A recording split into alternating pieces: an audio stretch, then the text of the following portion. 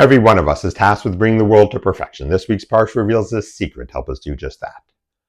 Parashah Vayeilech is the shortest Parashah of the year, only 30 lines long, but it could have been even shorter. In the first 6 verses, Moshe speaks to all Israel. His message, Chazak ve'amatz, be strong and resolute.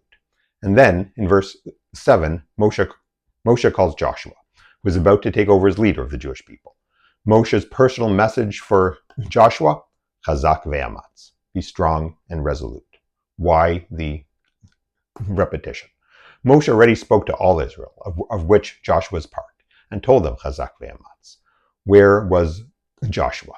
Was he waiting in the green room while Moshe was speaking to the nation, waiting to be called out on stage for his own personal message? According to Rav Hirsch, that's exactly where Joshua was. Well, maybe not in the green room, but in the classroom. Leading the Jewish people is a full-time job and doesn't leave a lot of time for learning. But Moshe wanted to impart an important lesson to Joshua and to all future Jewish leaders. You can't lead the Jewish people without Torah being front and center. You need to make time for Torah, even if it's just an extra minute here and there before coming out on stage. But I think there's another way to understand these 2 messages of Chazak ve'amatz. The first message, the one to the people, was a message of military strength. The people are about to cross the Jordan and they'll face war as they conquer and settle the land. Moshe is blessing them with Chazak ve'amatz in battle. But Joshua is the leader. He won't be the one on the front lines. Leaders need a different kind of strength. Sometimes that's the strength to send your brothers and sisters, sons and daughters into harm's way. Sometimes it's the strength to take necessary military action, even though you know it will cause civilian suffering.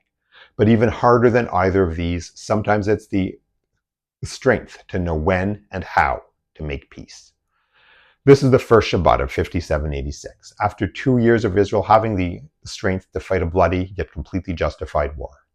After 2 years of the Jewish people having the strength to endure crippling hatred on the streets the world over. May this year be the year that we see all of our hostages come home, and those responsible for October 7th to be completely defeated, never again to be in a position to do harm to the Jewish people. And may this year be a year where we as a nation and we as a people have the strength to know when and how to make peace. That is one thing we can learn from this week's Parsha. How will you step up this week to bring the world a little closer to perfection?